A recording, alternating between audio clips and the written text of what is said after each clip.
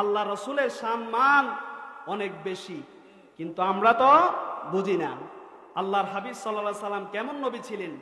ছোট্ট বয়সে আম্মা জান আমেনা রাদিয়াল্লাহু তাআলা আনহা আল্লাহর হাবিবকে কোলে নিয়ে বলতেছে, আল্লাহর হাবিবকে দেখে দেখে নিজেই নিজের মনে শান্তি, আল্লাহর হাবিবের সৌন্দর্য দেখে বলতেছে, এমন সুন্দর শিশু তো আমি আমার জীবনে দেখি নাই।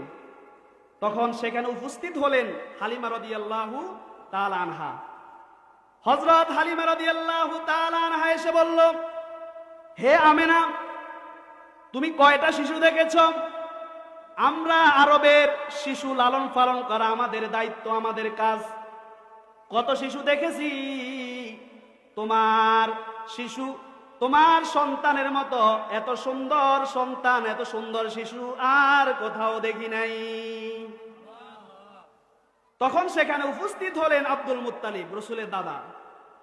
আব্দুল মুত্তালিব এসে বলল, হালিমা, তুমি কয়টা শিশু দেখেছো? আমরা ব্যবসার জন্য বিভিন্ন দেশে যাই, আমি হলাম কাবার মোতোয়াল্লি, আমার কাছে কত সন্তান নিয়ে আসে জারফুক দেওয়ার জন্য, কত শিশু দেখেছি। আমি আব্দুল মুত্তালিবও এমন সুন্দর শিশু আর কোথাও দেখি নাই, বলুন সুবহানাল্লাহ।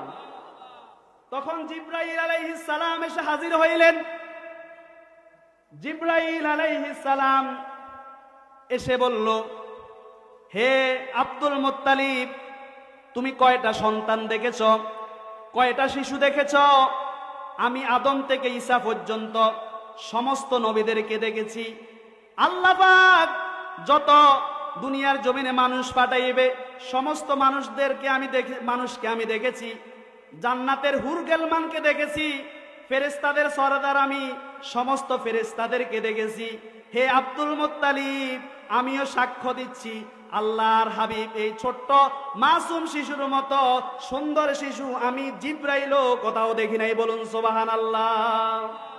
আল্লাহ পাক ডাক দিয়ে বলল, জিবরাইল, হে জিবরাইল, তুমি দেখবা কোথা থেকে? আমার হাবিবের চাইতে সুন্দর কাউকে তো আমি আল্লাহর বানাই নাই, বলুন সুবহানাল্লাহ। তাহলে রাসূল সাল্লাল্লাহু আলাইহি সাল্লামের সম্মান আল্লাহ পাক রব্বুল আলামিন সৃষ্টির শুরু থেকে আল্লাহর রসুলের সম্মান আল্লাহ পাক বাড়াইছে, বলুন সুবহানাল্লাহ। তাহলে সেই রসুলকে ভালোবাসতে হবে, রসুলের সুন্নতের অনুসরণ করতে হবে। মান হাব্বা সুন্নতি ফাকাদ হাব্বানি ওয়া মান হাব্বানি কানা মাই ফিল জান্নাহ।